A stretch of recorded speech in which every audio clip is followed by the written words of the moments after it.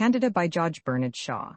Act I a fine October morning in the northeast suburbs of London, a vast district many miles away from the London of Mayfair and St. James's, much less known there than the Paris of the Rue de Rivoli and the Champs-Élysées, and much less narrow, squalid, fetid and airless in its slums, strong in comfortable, prosperous middle-class life, wide-streeted, myriad-populated, well-served with ugly iron urinals, radical clubs, tram lines, and a perpetual stream of yellow cars, enjoying in its main thoroughfares the luxury of grass-grown front gardens, untrodden by the foot of man, save as to the path from the gate to the hall door, but blighted by an intolerable monotony of miles and miles of graceless, characterless brick houses, black iron railings, stony pavements, slaty roofs, and respectably ill-dressed or disreputably poorly dressed people, quite accustomed to the place, and mostly plodding about somebody else's work, which they would not do if they themselves could help it.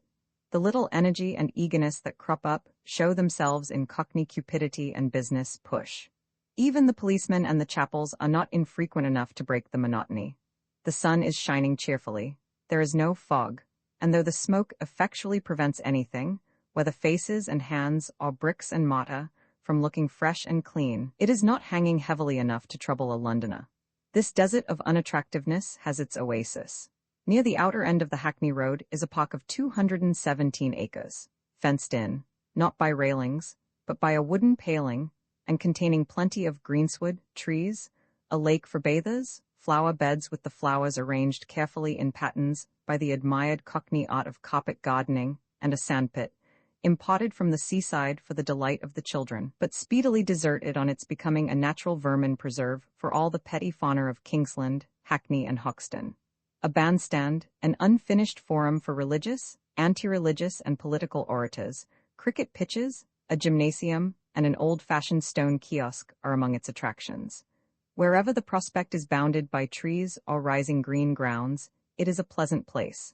Where the ground stretches far to the grey palings, with bricks and mortar, sky signs, crowded chimneys and smoke beyond, the prospect makes it desolate and sodded. The best view of Victoria Park is from the front window of St. Dominic's parsonage, from which not a single chimney is visible. The parsonage is a semi-detached villa with a front garden and a porch. Visitors go up the flight of steps to the porch. Tradespeople and members of the family go down by a door under the steps to the basement, with a breakfast room, used for all meals, in front, and the kitchen at the back. Upstairs, on the level of the hall door, is the drawing room, with its large plate-glass window looking on the park. In this room, the only sitting room that can be spared from the children and the family meals, the parson, the Reverend James Mavor Mall, does his work.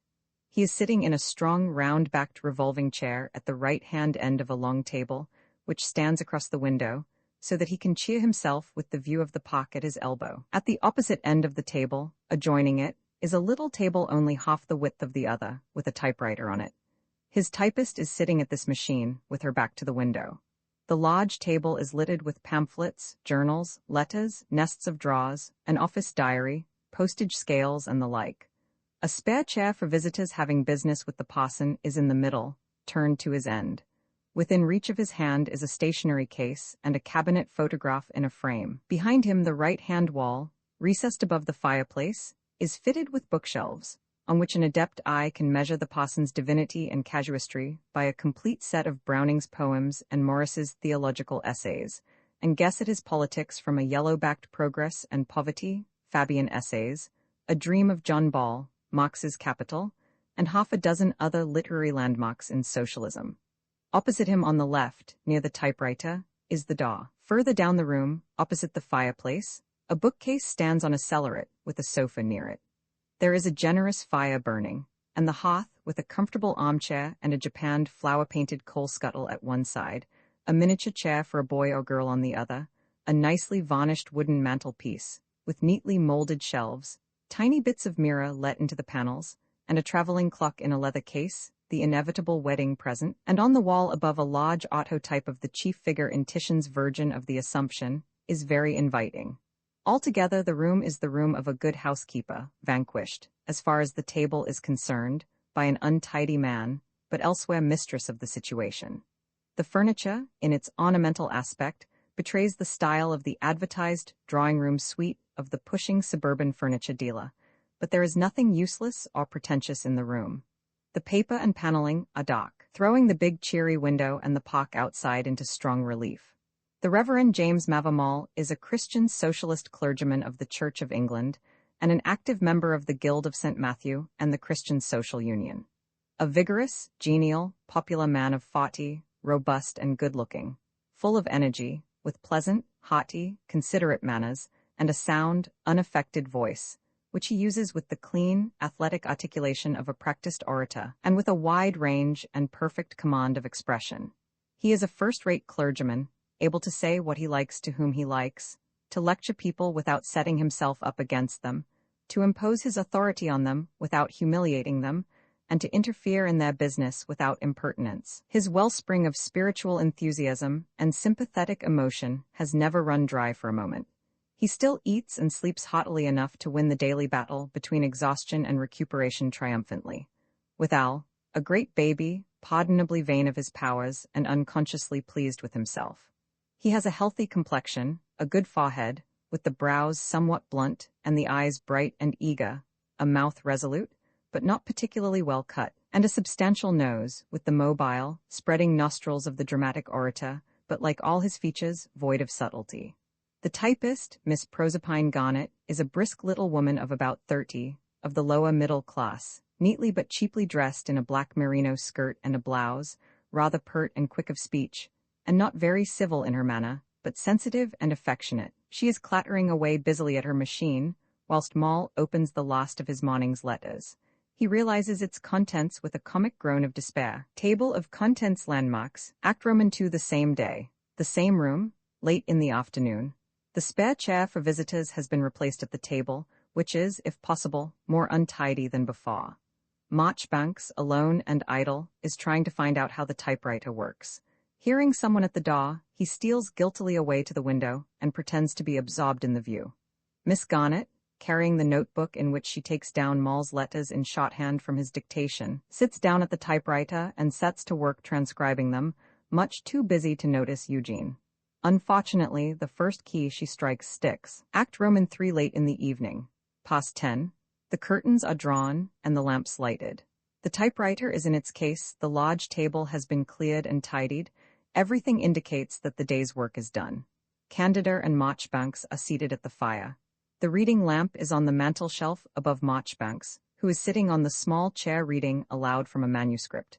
A little pile of manuscripts and a couple of volumes of poetry are on the carpet beside him. Candida is in the easy chair with the polka, a light brass one, upright in her hand.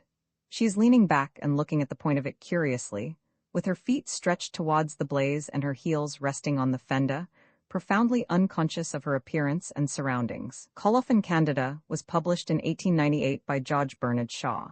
This ebook was produced for Standard eBooks by Christopher Hapka and is based on a transcription produced in 2003 by Eve Sobel and Al Haynes for Project Gutenberg and on digital scans from the Internet Archive.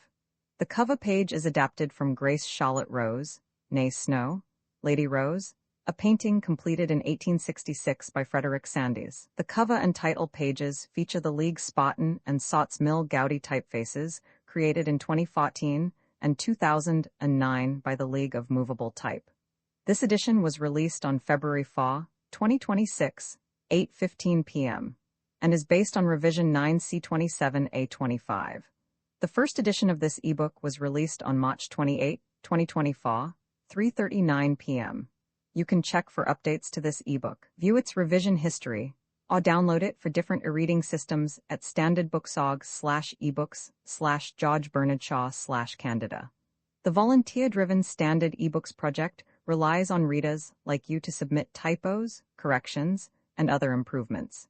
Anyone can contribute at Standard Booksorg. Dramatis Personae the Reverend James Mavamal, Miss Proserpine, Garnet the Reverend Alexander Mill, Mr. Burgess Candida, Mr. Eugene Marchbanks. Imprint this ebook is the product of many hours of hard work by volunteers for Standard eBooks and builds on the hard work of other literature lovers made possible by the public domain.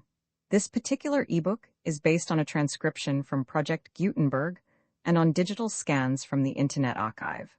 The source text and artwork in this ebook are believed to be in the United States public domain, That is, they are believed to be free of copyright restrictions in the United States.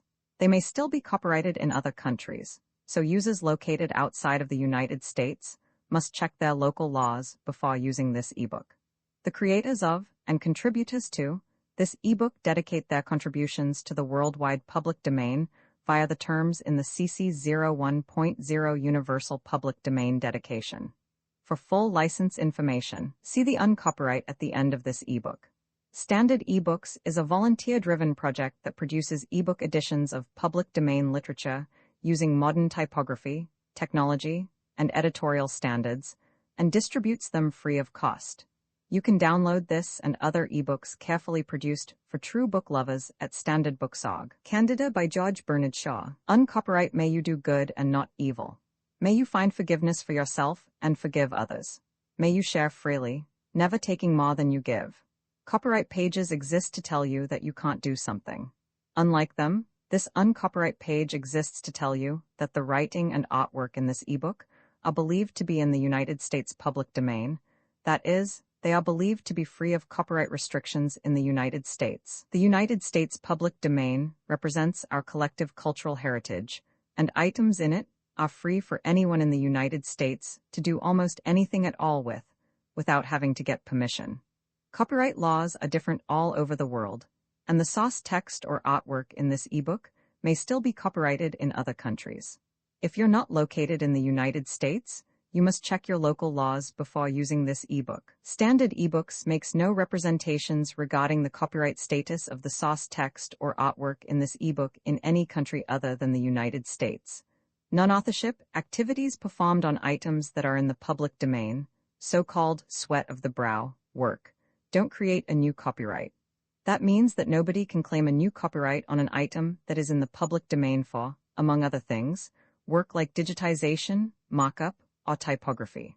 Regardless, the contributors to this ebook release their contributions under the terms in the CC 01.0 Universal Public Domain Dedication, thus dedicating to the worldwide public domain all of the work they've done on this ebook, including but not limited to metadata, the title page, imprint, colophon, this uncopyright, and any changes or enhancements to, or mock-up on, the original text and artwork. This dedication doesn't change the copyright status of the source text or artwork. We make this dedication in the interest of enriching our global cultural heritage, to promote free and libre culture around the world, and to give back to the unrestricted culture that has given all of us so much.